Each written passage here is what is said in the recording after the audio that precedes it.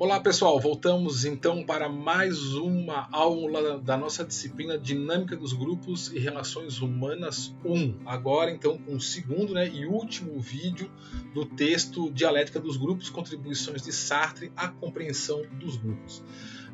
Só retomando rapidinho o que a gente viu no vídeo anterior, na aula anterior, a gente viu que o Sartre ele também deu a sua contribuição aí, no caso, para compreender o funcionamento dos grupos, uma teoria grupal, assim como outros teóricos, como Kurt Lewin, como o próprio Freud, como Jean Rivière, como tantos outros aí, Moreno e tudo mais, e que eu disse para vocês que eu achava muito interessante o modo como o Sartre elaborou aí a sua compreensão sobre a dialética do funcionamento dos grupos, porque é algo que é muito fácil da gente observar, principalmente em grupos grandes, principalmente em grupos que, como diz respeito aí ao próprio foco do Sartre, grupos que se constituem em instituições dentro da sociedade, ou como a sociedade como um todo. Tá? A análise que o Sartre vai estar fazendo é mesmo do grupo, da sociedade enquanto grupo.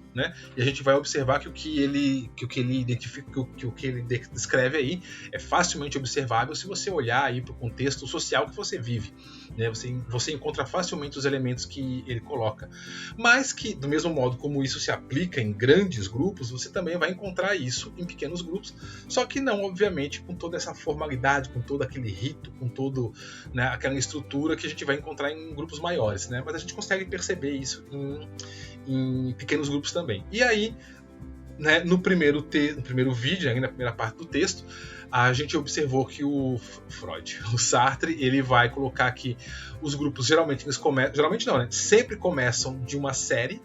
O que é a série? A série é um bando de pessoas isoladas que têm problemas em comuns, necessidades em comuns, mas estão isoladas, cada uma vivendo o seu mundo ali, a sua vida, às vezes no mesmo espaço, no mesmo lugar, na mesma época, no mesmo espaço e tempo, por alguma razão. Então, essa razão geralmente é uma ameaça externa, é um problema externo, um problema aí, algum risco que aquelas pessoas estejam cometendo, estejam acometidas, e aí, por conta dessa ameaça, essas pessoas se unem para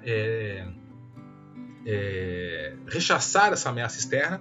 Foi até aquele exemplo dele, aquele vídeo lá do filme do Robin Hood, tem uma, tipo assim, nós vivemos numa ilha lá, num país, estrangeiros, no caso os franceses estão invadindo aqui, ou a gente se une, ou a gente se junta, ou efetivamente todo mundo vai morrer, porque eles vão pegar um por um, então a gente se junta logo e vai lá combater eles antes que eles peguem um por um, porque se cada um ficar esperando, eles vão eliminar cada um no momento certo.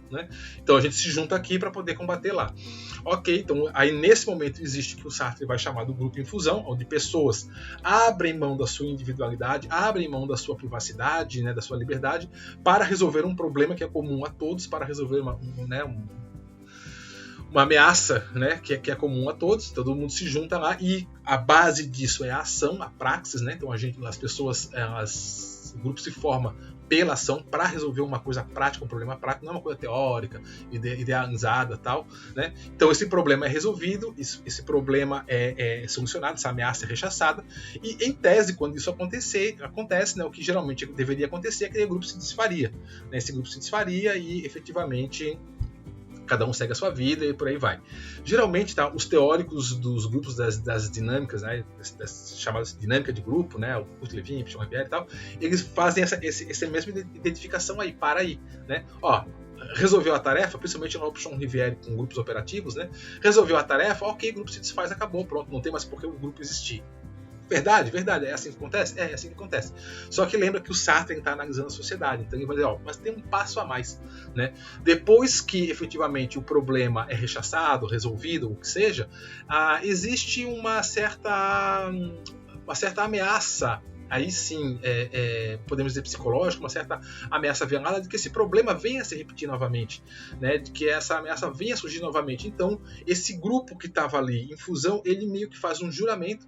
Era um momento onde as pessoas efetivamente assumem os compromissos umas com as outras, de que agora elas vão colaborar, elas vão trabalhar juntas, para que efetivamente aquela ameaça que surgiu no passado não ocorra mais, e se ocorrer que ela seja rapidamente resolvida, né? Ou para que efetivamente impeça que situações como as que elas vivenciaram no passado venham a ocorrer de novo no futuro. E aí é onde começa a se estruturar um grupo que o Sartre vai falar de grupo organizado. Então a próxima etapa aí da evolução dos grupos é quando existe efetivamente o grupo organizado, né? E aí vamos para o texto, que é aí que a gente começa. Então, no caso, não é o Sartre, né? No caso, quem escreveu esse texto aí, que se referindo ao livro do Sartre, foi o Rubini. Então, lá no texto, né, o Rubini ele vai continuar falando sobre a organização. Então, o que é a organização lá para o Rubini? Ele vai dizer assim: a organização se dá quando o grupo se toma como objetivo a partir do juramento. Então, a partir do momento que a gente tem aqui, né, ocorre o juramento, que foi aquilo que eu falei, pode ser formal, né, ou pode ser informal, às vezes, muitas vezes, né, em grupos aí, no caso de pequenos grupos, né, muitas vezes é uma troca de olhares, muitas vezes é um consentimento com a cabeça, alguém fala uma coisa e o outro não retruca. Isso pode ser o juramento, né? Pode ser assim, aquele compromisso que todo mundo implicitamente assume de vamos continuar aqui fazendo isso daí, tal, né? Então, quando isso acontece a partir do juramento, o grupo ele começa a se tomar como objetivo. Então, veja, o objetivo não é mais resolver um problema, o objetivo não é mais rechaçar uma ameaça, o objetivo é o próprio grupo. Nós temos que cuidar da nossa manutenção. Então, já que a gente vai ficar junto, né, para evitar que tenhamos problemas no futuro, então a gente precisa começar a olhar para nós e a gente precisa se organizar. Então, o próximo passo é o próprio grupo se tomar como objeto, se tomar como próprio objetivo. Então, agora a gente tem que melhorar. Então, agora a gente tem que se fortalecer. Então, quando o grupo se toma, né, como objetivo, isso significa que o grupo se trabalha, se faz continuamente e se organiza para manter as condições que fazem com que com que alcance seus objetivos. E aí o exemplo fácil que eu sempre gosto de dar, porque isso aqui é bem fácil de compreender, o que é um grupo se tomando como objetivo e que está o tempo todo continuamente se melhorando para caso, quando ocorra novamente um problema, esteja preparado para agir, é o exército. Eu gosto sempre de dar o exemplo, porque o exército é um exemplo clássico, né? Então aqui, por exemplo, eu trouxe uma imagem da estrutura do exército romano, como é que o exército romano, por que o Império Romano dominou o mundo como dominou, se tornou o maior império da história da humanidade. Talvez outros impérios que compararam com o romano, só o Império Mongol e o Império Persa, e talvez não tenham, né, chegado à magnitude dos romanos, porque basicamente uma coisa, quer dizer, basicamente não, tem vários fatores, né? Não vamos ser aqui injustos, são vários fatores que fizeram com que os romanos se dominassem o mundo como dominaram e tudo mais. Mas uma das coisas que contribuiu muito foi a estrutura militar deles, né? Então, se vocês lembram das aulas de história de vocês, né, das aulas de vocês, como é que eram as batalhas lá antes de Cristo, né? Literalmente, sei lá, 30 antes de, sei lá, 50, 100 anos, não sei quando que efetivamente surgiu o Império Romano, mas antes, há mais de 2000 anos atrás, as batalhas eram um grupo do lado de cá, um grupo do lado de cá, se encontrava um dia e dava todo mundo com um machado na cabeça do outro, até quem ficava em pé ganhava, né? Era assim, né? Era uma massa de gente de um lado, uma massa de gente do outro que vinham e, né? Duas massas, você deve ter visto filme disso, né? As duas massas de gente e aquela onda assim, né? É claro que já existia na época do início dos romanos uma base de uma estrutura, de uma organização militar criada principalmente por Alexandre da Macedônia, né? Quando Alexandre o Grande, que foi também um grande império, que foi o Império Macedônico, quando o Alexandre ele começa a fazer as primeiras formações militares, ele começa a criar as famosas falanges, né? O que eram as falanges? Eram semelhante aqui ao que seria isso aqui não é uma legião, né? Esqueci o nome, seria esqueci o nome disso aqui, tá? Desse escudo de tartaruga aqui que os romanos faziam. Seriam vários soldados, né, em fila, e cada um com lanças enormes, que eles baixariam aquelas lanças e eles iriam entrando no exército inimigo a partir daquelas setas, né, aquelas lanças que estariam lá. Isso eram as falanges. Então, claro que a organização começou lá com Alexandre, mas o exército romano que vai efetivamente aprimorar isso, né? E vai transformar na estrutura básica que eles tinham para combate. Enquanto os outros povos, os povos ditos bárbaros, né? Os germanos, os gauleses, né? Os judeus, a Judéia, tudo mais, ficavam vindo ainda naquele monte de gente amontoado e vindo, né? E cada um na sua. O os romanos fizeram uma estrutura de exército organizado. Então, desde uniforme, estrutura militar, né, padrão de armas, padrão de escudos, né, e principalmente aqui padrões de funcionamento no combate. Então você vai encontrar, por exemplo, uma divisão clássica que os romanos fizeram, que a gente usa até hoje, que é basicamente você vai ter aqui, né, um exército, um campo de batalha, que vai ser formado por basicamente a cavalaria, a infantaria e a artilharia, que está aqui atrás, né? Que os arqueiros também, né? Então, basicamente, um exemplo de uma estrutura, de uma formação de batalha romana seria isso aqui. Por exemplo, seria a infantaria aqui, pelos os soldados aqui, o legionário, aquele popular que a gente conhece. Os arqueiros estariam aqui, dariam as primeiras flechadas. Quando o inimigo começasse a avançar, eles recuavam para trás aqui pelas alamedas, né? A cavalaria ia lá, dava uma carga, ou antes da cavalaria dar uma carga, provavelmente, né? Eu não sei porque eu nunca fui um grande estudioso do método de combate, mas viria uma carga de artilharia, até hoje se faz assim, você dá uma carga de artilharia, depois você manda a cavalaria, depois você manda a infantaria. É o padrão básico de funcionamento, né? de combate. Então, veja, isso foi uma estruturação, uma organização. O grupo se organizou de um tal modo a que efetivamente eles conseguiam a supremacia em qualquer tipo de batalha, não, né? Porque eles também perdiam batalhas de vez em quando, mas eles se transformaram numa máquina de guerra e não foi à toa que o Império se expandiu como se expandiu, né? E aí, só para ilustrar, né, para ilustração disso que eu estou falando aqui, eu coloquei aqui embaixo um vídeo, tá? De novo, né, um videozinho para vocês verem isso, como que efetivamente um grupo ele pode, né, um grupo já juramentado, né, indo no exemplo do Sartre, se transforma num grupo organizado, e como que esse grupo organizado ele faz frente a um grupo, a uma massa de gente que não efetivamente se torna como um grupo, né? Dê uma paradinha nesse vídeo agora, vão ali embaixo e assistam o primeiro vídeo que eu coloquei ali embaixo, que é o vídeo 1, tá? Vão ali, voltem aqui, que aí eu já dou continuidade.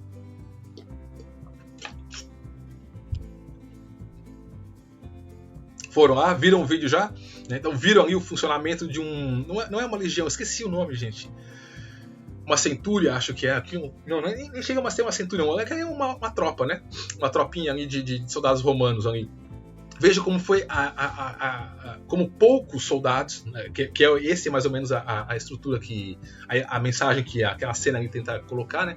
Poucos soldados organizados, né, padronizados, com um modo de funcionamento treinado, né?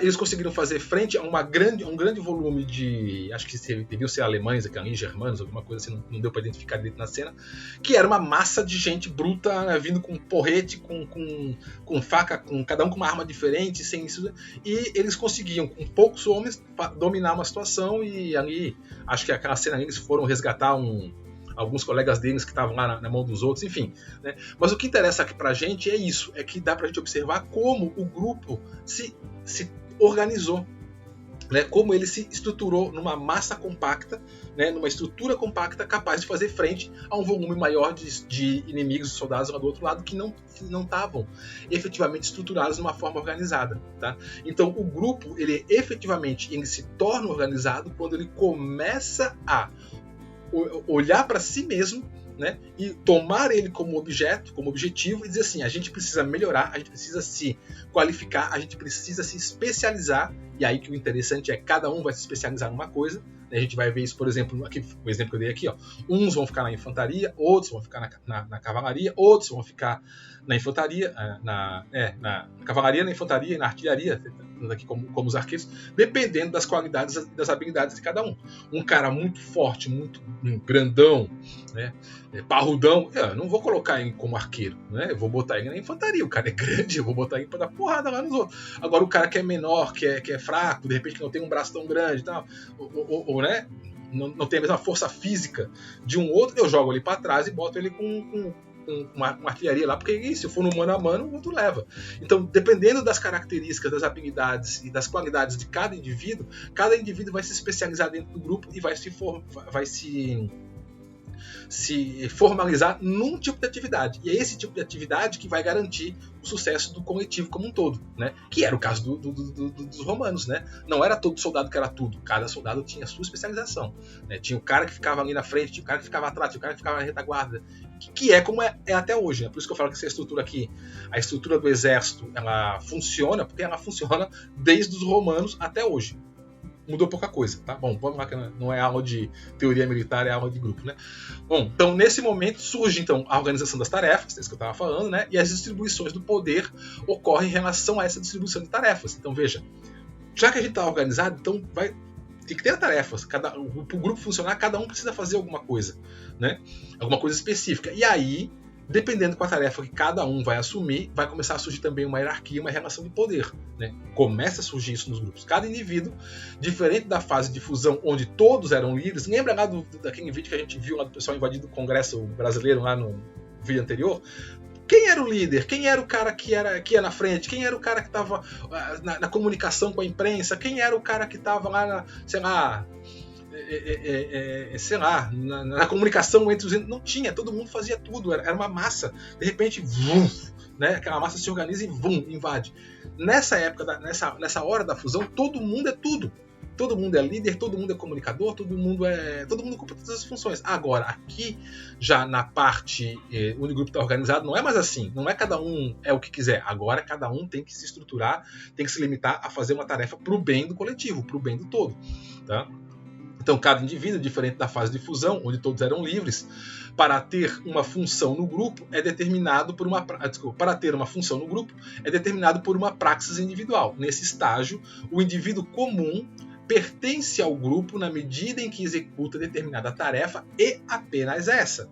Não é bem só uma, né? Mas de modo geral é isso. Então o indivíduo pertence ao grupo na medida em que executa determinada tarefa e apenas essa. Cada vez mais,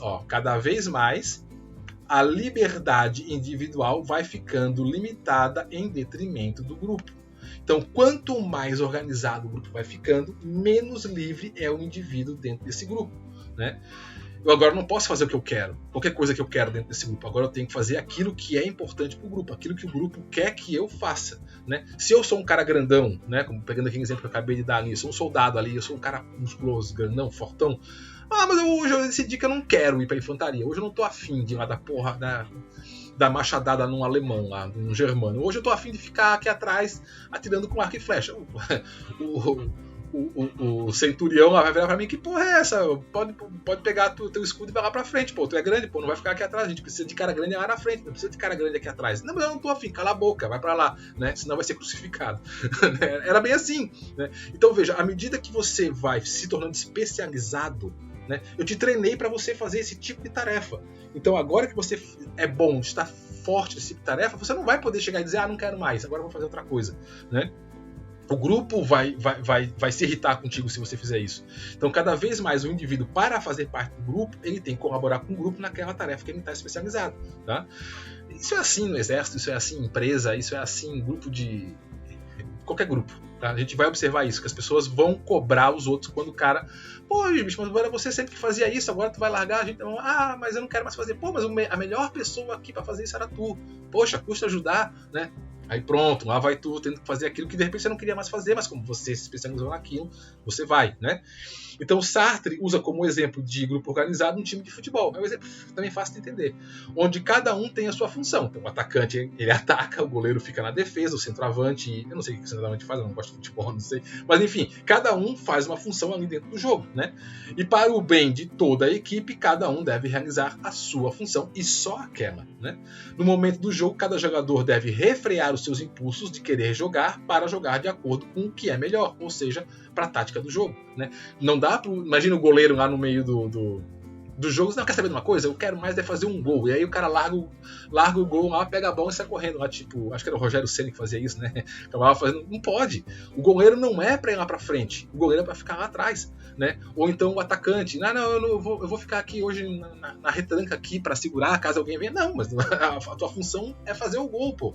A tua função é avançar no campo do adversário, não é para você ficar aqui.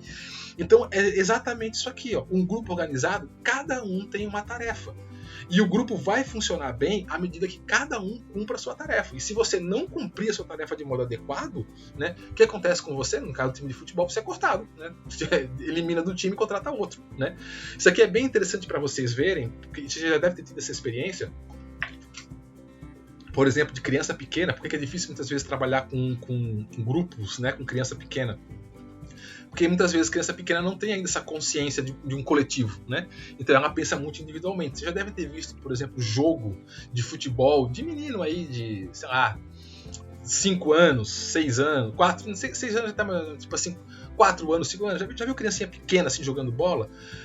Como é que é o jogo? Fica cada um posicionado em algum lugar do campo, né? Para caso a bola venha para cá, o cara tá posicionado para jogar? Não, né? Como é que acontece? Onde a bola vai aquele bolo de criança atrás. A bola corre para lá, todo mundo para lá. A bola corre para lá, todo mundo vai para cá. Às vezes até o goleiro tá lá no meio. Por quê? Porque todo mundo quer chutar a bola. Criança pequena aqui, ó, ela não refreia os seus impulsos, né? Lembra? Ela ainda não tem um superego formadinho, ela ainda é aquele ego lá, aquele id, na verdade aquele id puro, né? Então ela não consegue se refrear. Você joga vai montar um time de futebol com dois times de futebol com crianças de 3 anos, 4 anos, 5 anos, você não vai ter um time, você vai ter duas bolas não, né? Uma massa única de crianças se chutando ali, indo atrás de onde a bola for, porque o objetivo é chutar a bola. Elas não conseguem refrear o seu impulso de querer jogar como está aqui, né? Então veja, agora já para um time profissional, um time realmente, um grupo organizado para jogar, não dá para se comportar como criança de 4 anos, né? Você tem que fazer o quê? Cada um assume um papel, cada um assume uma posição, um posicionamento no local, no campo, e cada um faz uma função específica. Refreia os seus impulsos, né? Muitas vezes não refreia, né? Tem jogadores aí que a crítica até o cara é fominha, o cara não passa a bola, tal, né? Esse fominha que não passa a bola é o cara que não conseguiu se controlar. Geralmente esse cara aí, se ele continuar agindo assim, mais na frente o próprio técnico vai lá e corta. Por quê? Porque apesar de ele ser bom, ele é muito bom, mas ele está prejudicando o coletivo, ele está prejudicando o grupo. Então o professor, o técnico vai lá e corta o cara. Não é assim que acontece no futebol? É assim que acontece no futebol, é assim que acontece no exército, é assim que acontece nas empresas, é assim que acontece nas escolas, é assim, porque o funcionamento de grupo é desse modo. O grupo, quando está organizado, né, os indivíduos se especializam, e quanto mais especializado, melhor, mas você deve se especializar e contribuir para o grupo naquela função, e geralmente só naquela, né? Não é bem só aquela, mas no modo geral é isso. Então, a partir dessa organização, que recai sobre o próprio grupo, surge o problema do poder interno. Aí começam as tretas, né? Porque agora, por que eu tenho que ser o cara que vai lá na frente? Imagina o soldado assim, né? Por que eu tenho que ir primeiro? Por que não manda o outro? Né? Porque quem manda aqui sou eu. Por quê? Por que é você que manda? Né? Enfim, eu não vou entrar aqui nessas discussões, como é que você resolve isso, porque senão esse vídeo vai ficar muito longo. Mas começa a ter o problema das relações de poder, né? E aí surge então, né, a questão das hierarquias e as funções, que coloca em risco a soberania do grupo. Claro, porque se começa a dar... Imagina um soldado no meio do campo de batalha, aqui, né, tipo o exemplo aí do soldado romano, que o soldado vira pro centurião, pro decurião, e fala: não vou não, porque eu, pensando bem, eu não tô afim, eu acho que quem tinha que ir é o Quintus, né? Não sou eu, né? Manda o Flávius, né? Porra, não vai dar certo, né? Então por isso que inclusive era muito comum no exército romano, né, punições severas para qualquer tipo de insubordinação, né? Qualquer soldado que demonstrasse uma leve insubordinação era severamente punido, severamente mesmo, né? Em alguns casos até com morte, e não uma morte simplesmente vai lá e mata, é uma morte complicada, para servir de exemplo para os outros. A gente não tolera insubordinação. Por quê? Porque a partir do momento que começa a ter atritos internamente no grupo, é um passo para o grupo se desfazer, né? Então tá aqui, ó. Isso porque no estágio da organização o poder se define para cada um no quadro de distribuição de tarefas, né? Então geralmente assim, quanto mais importante a tarefa, né, quanto mais vital a tarefa, mais poder a pessoa tem, né? Por isso que um general, que é o cara que vai pensar na batalha, não, tem que atacar mais ali, mais aqui e tal, é alguém que vai ter muito mais poder, vai ser muito mais importante do que um recruta, do que um soldado, que é o cara que vai lá executar a atividade, né? Porque o recruta, ele vai fazer uma atividade só, tipo, o cara ali na artilharia, ele só vai colocar né, a munição ali no canhão, ou no que seja, e disparar. Pronto, você vai fazer isso. Agora, pensar na hora que tem que disparar, na direção que tem que disparar, a quantidade de disparos que tem que dar, para não acertar o teu próprio soldado. Isso tem que ter alguém por trás pensando. Quem é que faz isso? O general, o comandante, o tenente, né? Então, dependendo da importância da tarefa, né, na verdade, assim, da vitalidade daquela tarefa para a sobrevivência do grupo, vai aumentando o nível de poder e o nível de hierarquia, né? Todo grupo é assim, tá? Todo grupo organizado, né? No grupo organizado, efetua-se uma divisão de tarefas, isso que eu estava colocando, estabelece processos de trabalho e de decisão, ao reconhecimento implícito de normas comuns as quais devem ser cumpridas. Todo mundo sabe que eu estou contando, né? Imagina assim, vou dar um exemplo aqui de exército, porque é bem mais fácil, né? Imagina, eu sou o cara da infantaria, e eu estou contando que aquele cara lá atrás da artilharia, ele vai disparar na hora certa aqui para bombardear lá a região onde eu vou para esse cara me proteger. Eu estou esperando com isso, estou contando com isso. Então eu conto a tarefa do outro, né? Cada indivíduo ali no grupo, cada é parceiro um do outro. Então eu espero que o outro cumpra adequadamente a sua tarefa para que eu possa cumprir a minha, né? Ou então no caso, por exemplo, sair um pouco do exército aí, vamos para uma escola, né? Sou um grupo de professores, por exemplo, eu vou dar aula lá, nem lembro mais qual é a série, equações de segundo grau. Né? Eu sou professor de matemática, eu vou dar aula de equação de segundo grau, horas. Quando eu faço isso, eu estou contando, eu estou considerando que o professor antes de mim ensinou a equação de primeiro grau. Porque eu preciso já que essa atividade tenha sido realizada para que eu possa realizar a minha. Né? Então é isso, ó, se estabelece, né, um pacto de tarefas, de funções, e cada um cumpre a sua do modo correto para que o grupo, para que aquele coletivo possa efetivamente alcançar o seu objetivo. Senão não funciona, né? O trabalho do grupo é efetuar sua própria organização em função da sua finalidade de si próprio como objetivo, né? E aí, de novo, né, a partir desse momento é que vão surgindo as hierarquias, as diferenças e aí, efetivamente, as divisões de tarefas. Aqui, só para ilustrar, eu trouxe essa foto aqui, que é só para ficar claro, assim, né, só para ilustração mesmo. Você consegue identificar a função de cada um aqui na tropa ali, né, no exército, por exemplo, em função do capacete, ó, o tipo de capacete. Imagina você lá no meio do combate, no meio, pau torando solto lá, um gritando pra cá, outro gritando pra lá, quem é que tu obedece? Bom, tu tem que olhar rápido e identificar quem que é o líder, quem que é o chefe de quem, inclusive. Então, dependendo do capacete, você sabia qual é o grau de hierarquia que aquele militar ali, aquele soldado ocupa, né? Mais uma invenção romana, né? Padronização, né? Para ficar fácil para o soldado na hora do campo de batalha olhar para um lado e quando vê um cara mandando fazer, ele faz ou não, né? Se tiver um cara do mesmo nível hierárquico que ele decide se ele executa ou não. Agora, se tiver um cara com capacete com uma pluma vermelha ali, mandando ele ir para lá, ele pega e vai, né? E não é para questionar, é para obedecer. Por quê? Porque parte da ideia de que esse cara aqui com a pluma vermelha na cabeça, né, ele tem uma visão maior do combate ali e sabe onde é que o pau está atorando mais, vamos dizer assim. Né? Então, é essa estrutura que permite que o grupo como um todo, né, se saia de um modo eficaz numa tarefa ou numa ação que esteja realizando. Tá? E aí, tá, em continuidade, dando continuação a esse movimento, né, de evolução do grupo, para que o grupo não se desfaça e ele passe para a próxima etapa, que o Sartre vai colocar, que é a etapa da institucionalização, precisa acontecer do mesmo modo como foi lá no final da parte do grupo de fusão, onde ocorre o juramento, né? Então lembra que o Sartre falou que existe a série, o grupo de fusão, o grupo organizado e a instituição, e essas 4 etapas são intermediadas, né, pelo juramento e pela fraternidade terror, né? Então, do mesmo modo como acontecia o juramento lá no finalzinho do grupo organizado, do grupo de fusão, né, aqui no grupo organizado, para que o grupo continue existindo, vai precisar acontecer uma coisa que o Sartre vai chamar de fraternidade terror, né? Ou seja, você é muito fraterno com aqueles que colaboram com o grupo e você não é muito gente boa com aqueles que de algum modo podem prejudicar o grupo, né? Aí eu estou falando internamente, né? Então o que acontece? Vamos lá.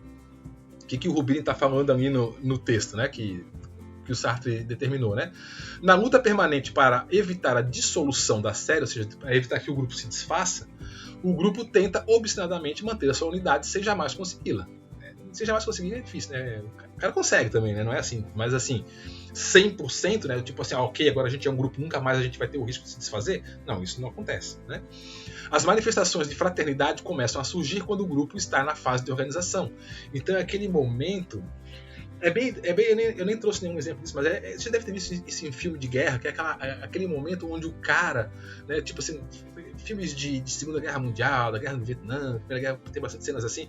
Você tá ali, de repente tem um cara que é lá do teu pelotão, um amigo teu toma um tiro lá do outro lado, né, e você vê o cara tomou um tiro, meu Deus, e o cara tá lá no chão, o que você faz? Você vai se arrisca, você sai correndo, vai lá, pega o cara, né? Por quê? Porque o cara é teu parça. Né? O cara é teu fraterno, é teu irmão, então você não deixa, você não abandona o cara lá. O cara, inclusive, estava lá se arriscando por você, então agora você vai lá e se arrisca por ele. Então, esse comportamento de fraternidade, de um indivíduo se colocar em risco, literalmente, né? Em alguns casos, na maioria dos casos, né? Se colocar em risco para proteger outros integrantes do grupo, começa a surgir aqui. Até porque, dada já toda a história do grupo, já existem relações de afinidade, já existem relações de proximidade, as pessoas já se conhecem, as pessoas já têm uma intimidade maior e surgem realmente relações de amizade dentro do grupo, né? Então é aquele momento onde a fraternidade entre as pessoas surge, tá? Então a sua origem encontra-se no juramento no momento em que começam a surgir temores de eclosão, né, da dissolução do grupo pela sua desorganização, né? Então aquele momento que começa a ter aquele risco de que o grupo vai se desmanchar, né, pode se desmanchar, é onde começam a ter as trocas de juramentos. Não, pô, eu vou te proteger, parceiro, mas tu me protege. Não, tamo junto aqui e tal. Tem os pactos, né? Tem essas relações. Veja, tô falando disso aqui, mas isso aqui é tudo muito... não é muito formal, meu, né? Não é tipo assim, toda vez tem um grupo, a gente faz um pacto, corta a mão, um canivete, junta o sangue. Não é assim, né? Muitas vezes foi aquilo que eu falei, posso contar contigo, né? Tu vai me ajudar, né? Não, tamo junto, bora lá. É isso, entendeu? E o juramento é uma coisinha assim, é uma coisinha rápida, em alguns casos, né? Em outros grupos é formal, mas no geral é isso aí. E a fraternidade ela vai se formando a partir do momento que uma hora eu precisei, o cara veio lá e me ajudou. Assim, pô, o cara é gente boa mesmo. Quando eu tive ali, ele me ajudou. Aí quando o cara tem um problema, você vai lá e ajuda ele. Pô, ele te ajudou antes. Então é essa relação que ela vai se formando, tá? Então aqui, ó, a fraternidade se apresenta no grupo como um conjunto de obrigações recíprocas e singulares definidas por todo o grupo a partir das circunstâncias e seus objetivos, tá? Então é isso aqui. É um conjunto de obrigações recíprocas, né? Ele me ajudou, agora eu ajudo ele. Eu tenho obrigação, estou devendo, né? É um dever moral que eu tenho. Pô, quando eu precisei, o cara veio aqui, deu uma força, o cara foi parça. Agora o cara está precisando lá, agora é meu dever moral ir lá ajudar o cara. Então você vai lá, né? E para evitar que alguns membros não cumpram as suas obrigações, aí existe terror, né? Então, porra, tá todo mundo contando contigo, cara. Aí você foi lá e deixou um furo. Aí não tá legal, né? Porque, porra, a gente contava contigo, a gente precisava que tu fizesse lá. Aí você foi lá e furou. Então, pros que furam, o que vai acontecer? Vai existir o terror. E aí, também, só para dar um exemplo, só para título de ilustração, também deixei mais um videozinho aqui embaixo, no card. Então agora vocês dão uma paradinha aqui nesse vídeo, para que vai lá, assiste e depois volta, tá bom? Dá uma pausa e aí eu espero vocês. Pode ir lá.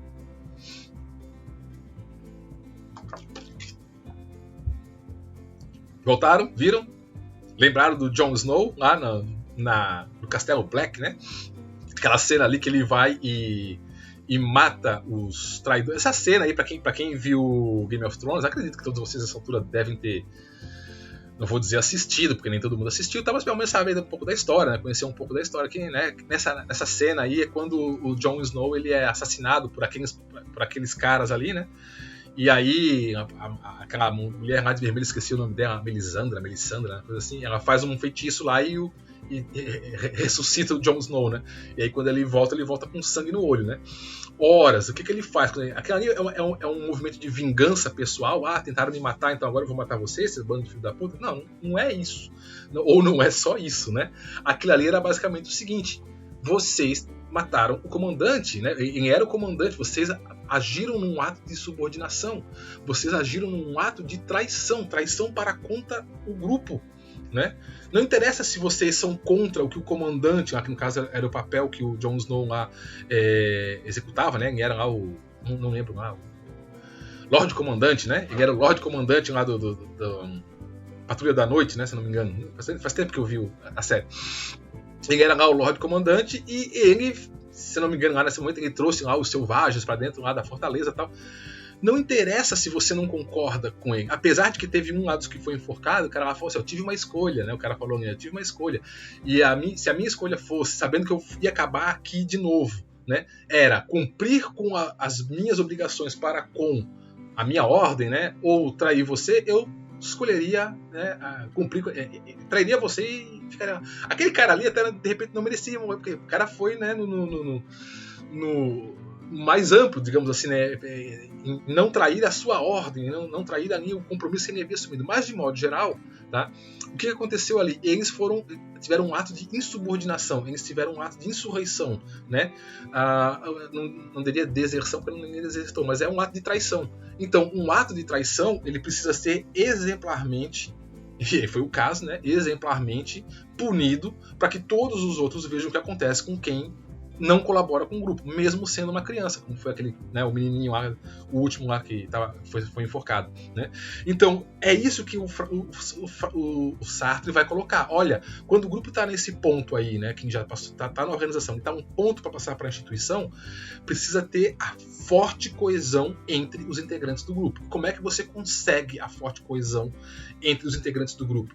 Fazendo uma relação de fraternidade, quase de irmandade mesmo, quase fazendo os caras cortar a mão com canivete, fazer um pacto de sangue lá para um ser parça do outro, né? Uma relação de amizade, de proteção mesmo com aqueles que se submetem, aqueles que fazem o que o grupo quer, e com o total aniquilamento, a total terror para aqueles que de algum modo sabotem o grupo, né? Intencionalmente ou não intencionalmente, conscientemente ou inconscientemente. Bom, o consciente mesmo ele vai tocar, né, vai ser tocado o terror, esse cara vai ser executado, como é o caso ali do filme, né? O cara que faz sem querer, às vezes, mas ele é punido. Ninguém que faça alguma coisa contra o grupo, mesmo sem querer, passa sem punição, tá? Então, assim, dessa maneira, a fraternidade e terror possibilita o controle das possíveis fugas e não participação, né? Ó, aqui é assim, né? Entrou, você não sai. Né? É igual Legião Estrangeira, igual Máfia, né? Igual Império Romano lá, né? Você tá parte aqui do grupo, você estamos juntos e contamos com você. Se você tentar o exército, né? Se você desertar, você vai morrer. A pena é essa, né? Então exerce a depuração dos opositores e traidores. O terror não se constitui em uma ditadura da minoria, né? Embora, eu até fiz questão de colocar aqui, mas corre esse risco. Tá? É uma estrutura fundamental do grupo em sua totalidade que fundamenta o tipo de relação que o grupo estabelece, né? Então, o terror que se faz contra aqueles que são opositores ao grupo, né? Os traidores, né? Aqueles que efetivamente boicotam o grupo, sacodem o grupo, ela ocorre, ela exerce, né? Ela é exercida, né? Melhor dizendo. E é claro que o ato de você exercer o terror ou exercer a força contra aqueles indivíduos que são traidores, né? Ou supostos traidores do grupo, não significa que é uma ditadura ali de um grupinho, né? Mas corre esse risco, sim. E a gente vê que a maioria aí de grupos organizados, né? Geralmente, se alguém desagrada as lideranças, né? Se alguém desagrada ou age de algum modo que as lideranças podem compreender como sendo uma ameaça não ao grupo, mas a elas, né? Elas não pensam duas vezes. Eles ali, ó, eles é que estão boicotando, eles é que estão fazendo a coisa que vai acabar com todo mundo, e todo mundo olha, vocês, e aí você já sabe como é que termina, como é que a coisa funciona, né? Acontece assim? Acontece, né? Não é que é uma ditadura dos líderes, não é isso. Mas ela corre esse risco sim, tá? Então aqui, a cólera e a violência são vividos ao mesmo tempo. Como o terror exercido... a cólera e a violência são vividos ao mesmo tempo. Como o terror exercido contra o traidor e como o laço de amor entre os linchadores. Então, esse exemplo que eu acabei de dar, né? Quando um líder, né, fala assim, temos um traidor entre nós. E esse traidor é o cara que pode colocar em risco todo mundo aqui. Né? Então a gente precisa eliminar esse traidor, porque senão todo mundo pode correr o risco, pode morrer e tal. Então quem é o traidor? O traidor é o fulano. Mata ele. Todo mundo que se une para matar o fulano reforça os seus laços de amizade, porque agora a gente executou o cara junto, né? Exemplo fácil para vocês entenderem, eu deveria ter colocado aqui a cena do filme. Eu vou botar, eu vou procurar, tá? Eu não tinha colocado aqui no slide, mas eu vou procurar e vou botar aqui um vídeo 3, o terceiro vídeo aqui, tá? Que é a cena da história, né? Que aconteceu mesmo, do assassinato de César, né? O que foi o assassinato de César? Foi quando os senadores resolveram que eles iriam matar César, né? Pelas razões que não vem ao caso aqui agora. Mas quando eles resolveram matar César, o que foi o combinado, né, entre todos eles? Que todos pegariam um punhal e todos esfaqueariam, né, César. Não era assim, alguém vai matar. Não, todo mundo vai matar. Todo mundo vai enfiar o punhal nele. Porque aí não existe um assassino. Todos são os assassinos. Então a gente tem um pacto.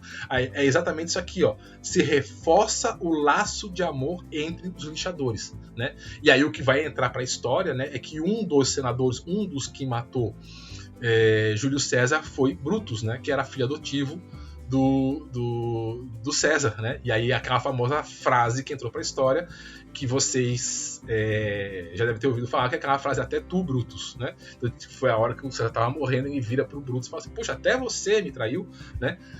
Eu vou deixar essa cena aqui, tá? Eu vou fazer o seguinte, eu vou achar uma cena um trecho dessa cena, vou deixar aqui. Vocês podem parar aqui agora o vídeo, assistam e voltam aqui. Bom, espero que eu tenha achado, né? Eu estou gravando aqui, espero que eu não tinha pensado nisso antes, me ocorreu que agora durante a gravação. Eu vou tentar achar e vou colocar aqui, espero que vocês tenham visto. Então, se vocês viram, porque aquela cena ali é isso aqui, ó, né? É um ato de violência e de cólera que ao mesmo tempo exerce o terror contra todos os outros que quisessem ocupar o cargo de César, porque agora todo mundo sabe o que pode acontecer se você for contra o Senado, né? Se você for contra a República, né? A República, porque era isso que o César representava, uma ameaça à República, né? Quem queria fazer o império, quem era o imperador. O imperador não, na verdade ele era o tirano, né? Ele era um tirano. E aí então efetivamente aí que surge o Império, né? Aí efetivamente ele é uma ameaça ao grupo maior. Então aqui já foi um recado para todo mundo, ó, se algum de vocês aí que quer ocupar o cargo dele achar que pode passar por cima do Senado, né? Não vou nem entrar em discussões maiores aqui sobre senados e tudo mais, né? É isso que vai acontecer com você. E aí o que acontece, ó? Foi um ato de violência, um ato de cólera, onde foi feito o linchamento do suposto traidor, ou do traidor, no caso ali, na percepção deles, né, que era o César, mas ao fazer isso e o ato que todo mundo enfia a faca, se reforçou o laço de amor entre os outros. Agora todo mundo tem sangue na mão, né, um olha para o outro e diz: agora a gente é igual, estamos juntos. A gente atravessou, né, a gente passou a linha, não tem mais volta, né? Então, de fato, dado o fato que o grupo se origina contra, né, ameaças externas lá na fase da fusão, agora que o grupo está plenamente estabelecido, não teme o perigo vindo de fora, mas sim o perigo vindo de dentro, né? Um elemento fraco, um opositor ou mesmo um traidor pode acabar com a unidade do grupo. Por isso precisa ser neutralizado e para isso o terror é instaurado, tá? O terror é instaurado. E aí eu não vou ficar dando aqui grandes exemplos, mas vocês sabem, vocês já estudaram história, você sabe de vários casos de movimentos, geralmente movimentos revolucionários. Geralmente não, sempre são movimentos revolucionários, né? Que grupos dizem assim: aquele grupo lá acaba com o povo, aquele grupo lá tá matando o povo, então vamos nos unir e acabar com aquele grupo. Então, o grupo vai lá, se une, toma o poder, né? E no final, né, o que acontece é um banho de sangue do outro lado.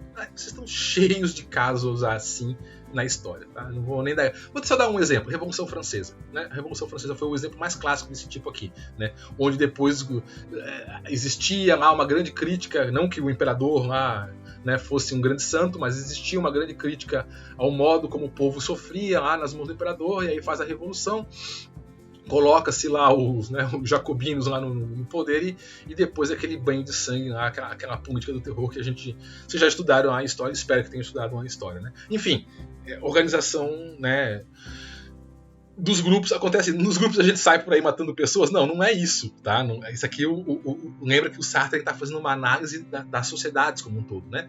Em grupos pequenos, né, em grupos de trabalho, por exemplo, em grupos de atividades, o que você faz é expulsar a pessoa do grupo, o que você faz é todo mundo boicota o fulano, existe uma execração pública, existe um deboche para quem até que o próprio indivíduo sai, né? Nesse sentido que existe o terror contra o indivíduo, o bullying, né? O bullying contra um indivíduo ali que está sendo visto como um elemento fraco no grupo, até que você expulsa aquele elemento do grupo. Numa sociedade, né, num grupo maior, o pessoal mata mesmo, né? Porque eu falei aí, o exemplo da Revolução Francesa. Em grupos pequenos, grupos de trabalho, na empresa tal, ninguém sai por aí esfaqueando um ao outro. Mas o que acontece é isso: você faz a fofoca, você faz o bullying com a pessoa, até que a própria pessoa pede demissão, ela sai, ou ela é demitida, né, do grupo, alguma coisa assim, tá? Então esse terror não é o terror de você estar com uma faca em cima da pessoa, não é isso, né? Em alguns casos no caso de grupos sociais maiores, tal, né? Mas em grupos pequenos esse terror muitas vezes realizado por essas ações, sabe? Simplesmente um olhar, uma fala, um boicote, né? Isso acontece. Bom, então a fraternidade do terror, como autêntica relação de interioridade entre os membros do grupo, funda a sua violência e sua força coercitiva no mito de um novo nascimento. Agora, né? Foi o caso aí da Revolução Francesa que eu dei o exemplo, né? Agora, se nós eliminarmos todos os traidores, nós vamos então efetivamente conseguir fazer a revolução, todo mundo vai ser feliz, né? Sempre uma balela, né? Sempre o mesmo mito de que agora vai ser diferente, né? Então, 300, 400 anos tentando de diferente, mas é sempre igual, né?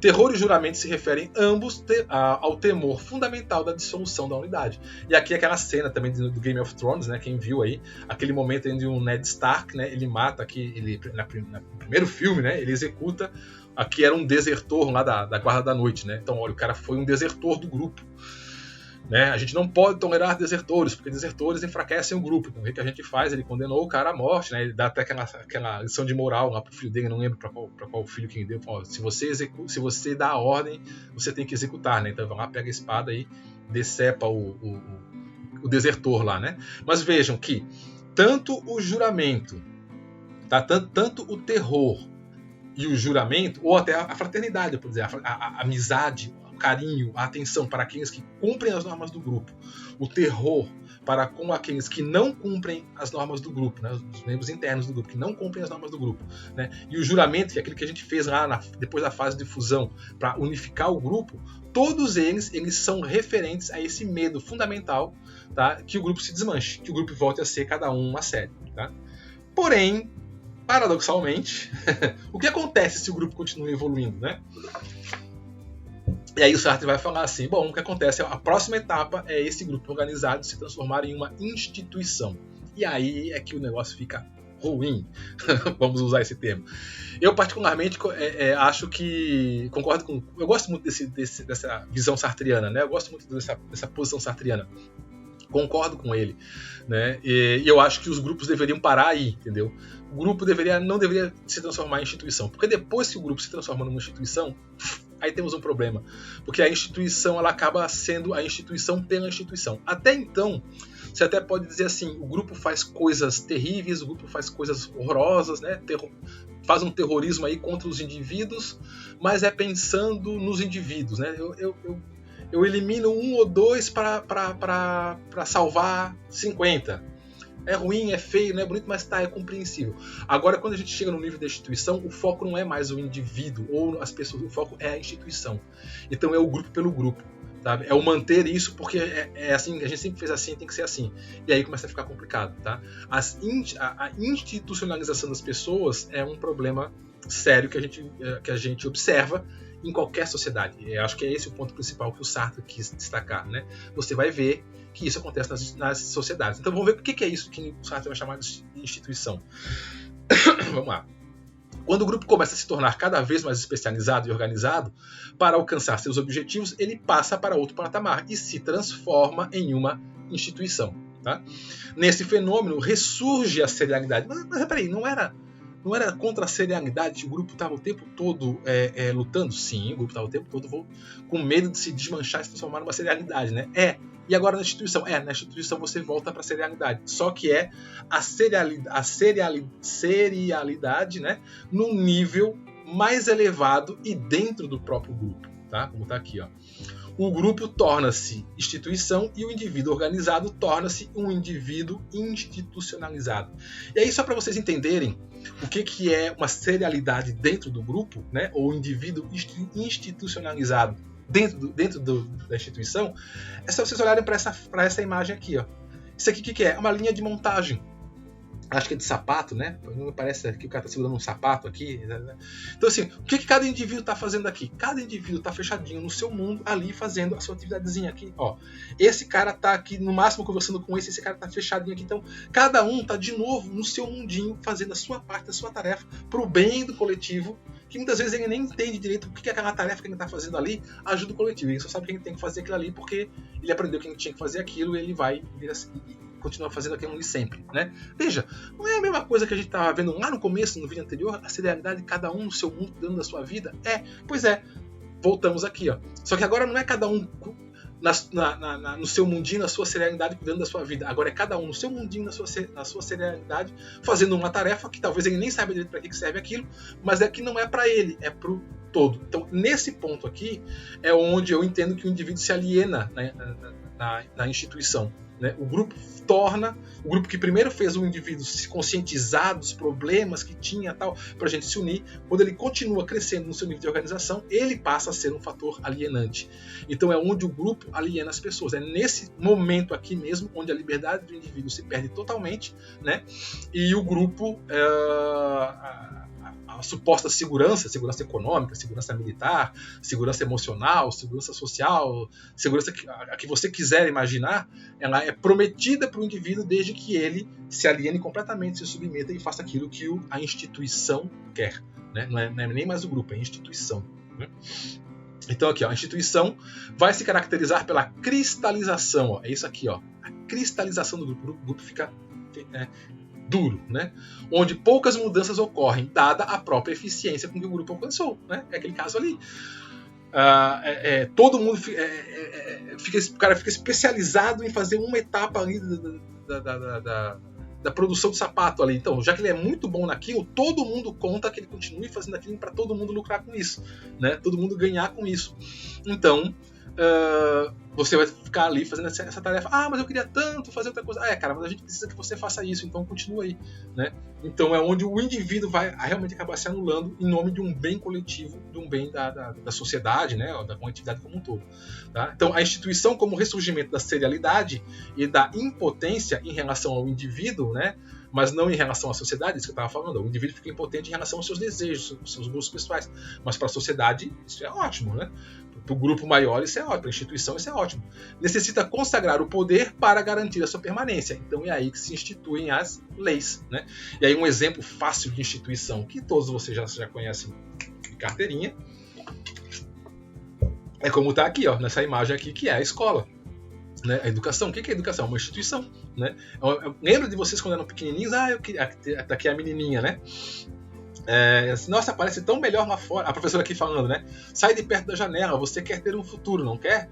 E aí a menina olha assim, não, mas lá fora parece tão melhor, né? Não, mas sai daí, volta pra cá, né? Senta aqui, vai aprender trigonometria, vai aprender não sei o quê, porque você nem sabe para que você precisa fazer aquilo, mas você tem que fazer. Então você senta lá na cadeira e como uma boa aluno, né, uma boa aluna, você vai lá e continua fazendo o que tem que fazer, porque tem que fazer. Por que você faz? Não sei, me mandaram fazer, você continua fazendo, você vai. E aí é da escola, trabalho para uma organização social qualquer e assim. Né? Então as instituições, elas fazem isso, elas visam um bem coletivo, sim, elas pensam, né? As intenções são das melhores, né? Um bem para todo mundo, para toda a sociedade, beleza, mas para ter esse bem para toda a sociedade, eu anulo vários indivíduos, né? É o preço para esse bem coletivo maior, né? Então o problema das instituições é isso, né? Elas cristalizam, né, a serialidade, né? E aí executam isso pela força da lei, né? Se você não fizer aquilo que se espera de você, você vai sofrer uma punição, né? Tenta você não deixar, tipo assim, não colocar o teu filho na escola, ver o que acontece contigo. Se você não, acho que a escola é um lugar de alienação, né? Faz a cabeça da criança para a criança pensar coisas que não são boas para ela, são boas para o país, mas o que é bom para o país não quer dizer que é bom para o indivíduo. Então, não quero que meu filho entre na escola. Tenta não botar teu filho na escola para ver o que acontece contigo. Né? Então, assim, a lei não te permite, você vai sofrer uma punição. Né? Então, veja, no meu ponto de vista, né, instituições são bastante complicadas. É difícil você pensar numa sociedade sem instituições, admito. Né? Não é fácil você pensar como é que você vai ter uma sociedade sem instituições. Fica difícil mesmo. Mas ao mesmo tempo em que você precisa das instituições, as instituições são aquilo que acabam contigo, infelizmente. Né? Então vamos lá. Exemplos típicos de instituições para Sartre são o exército, a igreja e o partido político. Né? O grupo institucionalizado surge quando a função, né, que estava presente no grupo organizado se torna obrigação. Né? Você fazia aquilo porque aquilo era importante. Agora você tem que fazer porque a gente está mandando você fazer. Faz porque faz e pronto. Né? E assim tem-se as obrigações familiares, partidárias, religiosas, militares, etc. Né? Mas por que até, olha, a tua obrigação, a gente conta com você, a gente espera que você faça isso. Ah, mas eu não queria. Não, mas se você não fizer, a gente aqui vai se prejudicar, você tem que fazer. Obrigação. Né? Uma coisa é o indivíduo se submeter a uma coisa porque ele quer. Porque ele quer um bem da coletividade. Eu quero, para ajudar todo mundo, eu vou me submeter, vou fazer isso aqui. Beleza. Se você quer fazer por vontade própria, justo, bonito, eu acho que você muito obrigado por estar se sacrificando pela gente. Mas uma coisa é você fazer por vontade própria, outra coisa é você fazer isso por imposição. Você tem que fazer. Né? Os meninos aí, as meninas não tanto, mas os meninos conhecem bem o que é a imposição, por exemplo, do serviço militar. Eu sou favorável que toda pessoa seja um soldado em potencial para defender o teu país. Mas isso tem que vir de dentro. Não é você fazer 18 anos, o cara chegar para você e dizer, vai servir. Mas eu não queria. Cala a boca, pega o fuzil e vai. Pronto, você tem que ir. Você não pode, né? Você tem que se apresentar, não quer dizer que você vai servir, né? Você tem que se apresentar. Se você não se apresenta, tenta não se apresentar, né? Que quem é homem aí, tenta não ir servir as Forças Armadas para ver o que acontece com a tua vida depois. Né? Você não consegue tirar um documento, porque você não tem o certificado de reservista, né? Eu acho que todo mundo deveria servir um país? Acho que todo mundo deveria ser só que nem Israel, lá todo mundo é soldado, que nem na Suíça, todo mundo é soldado. Mas isso é por vontade própria, e não porque você é obrigado a ir lá fazer, né, coagido pelo Estado, né? Mas enfim. Bom, então, nesse momento surgem as regras rígidas de hierarquia, burocracias e formalidades, né? Aí que os procedimentos, aí é que a gente começa a ver as instituições que são a regra pela regra. Né? As regras acabam sendo mais valorizadas do que o objetivo em si. E é isso que você vai ver em toda instituição. Eu mesmo estou dentro de uma instituição que é a universidade. É impressionante a quantidade de coisa que a gente faz porque tem que fazer. Mas por que tem que fazer? Tem que fazer porque tem que fazer. Mas qual é a lógica disso? Não sei, mas tem que fazer, tem que preencher então, dois carimbos, a folha que tem que ir, que tem que voltar, e é só trabalhos e retrabalhos que muitas vezes você não sabe para quê, e ninguém vai te dar a resposta, e você enche, tá bom, o que eu faço? Tá? Aí você pega e acaba fazendo, porque é regra, porque a gente sempre fez assim, porque no passado era assim, então vira a regra pela regra. Muito complicado, tá? Principalmente em instituições públicas. Instituições privadas, elas são mais ágeis de fazer essas mudanças. As instituições públicas, bom, enfim. As relações interpessoais empobrecem e se cristalizam, né? Você tem que fazer aquilo que tem que fazer porque tem que fazer, né? Pois agora o indivíduo precisa servir à estrutura imposta. Eu tenho que fazer aquilo que a estrutura institucional me manda. Eu não vou dar exemplos aqui porque eu estou gravando isso aqui, tá na internet e vai ficar eternamente, mas quem já me conhece aí há mais tempo já deve ter visto um monte de vezes que eu critico um monte de coisas que eu faço na instituição, porque eu sou obrigado a fazer, porque eu ocupo um cargo dentro da instituição que diz a pessoa que ocupa esse cargo tem que fazer isso. Então, eu, embora pessoalmente seja contra aquelas coisas que eu faço, mas já que eu estou no cargo, eu engulo seco e faço aquilo que o cargo exige. Né? Não vou dar exemplos aqui de novo porque está sendo gravado, né? Tá na internet. Mas acontece isso. Né? Muitas vezes, numa organização, eu, enquanto indivíduo, não concordo com aquela regra, com aquela norma, mas a pessoa que ocupa aquele cargo, o cara é um gestor, né? O cara é um diretor de faculdade, por exemplo. Você tem que cumprir aquilo ali, porque espera-se que quem espera, a instituição espera, né? Que o diretor de faculdade faça isso. Então você tem que fazer, mesmo que você não concorde. É assim. Né? Você quer manter o emprego? Você tem que fazer aquilo que a instituição manda. É assim.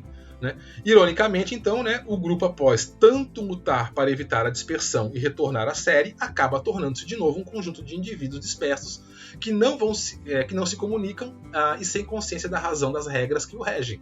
Volta a uma alienação da série.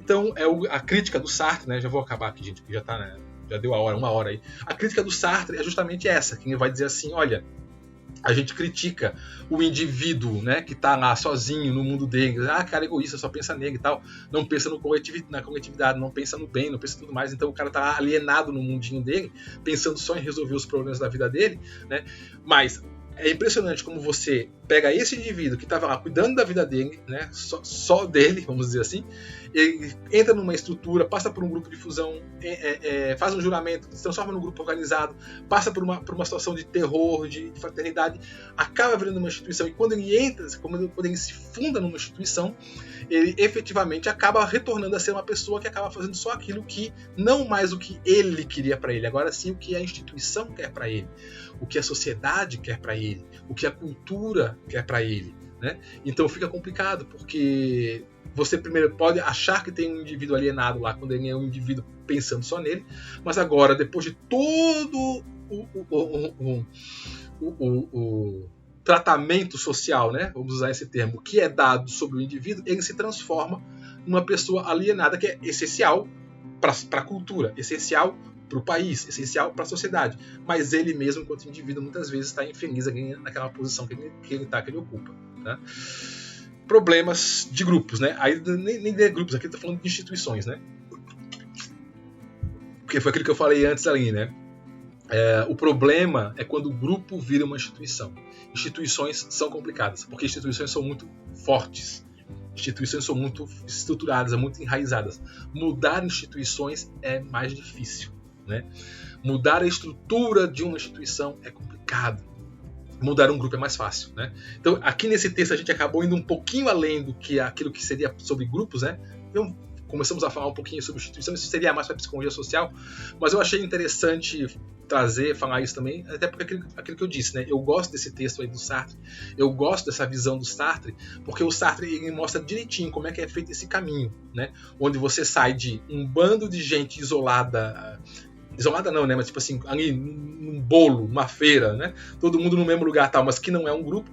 E como que esse bando de gente que está ali no mesmo lugar ao mesmo tempo, mas sem uma relação entre si, pode, né? Qual é o caminho que ele faz até se transformar num grupo, e de um grupo, como esse grupo pode efetivamente depois se transformar numa instituição, né? Então, gente, é isso, tá? Já deu 1 hora aí de vídeo, deu bastante também.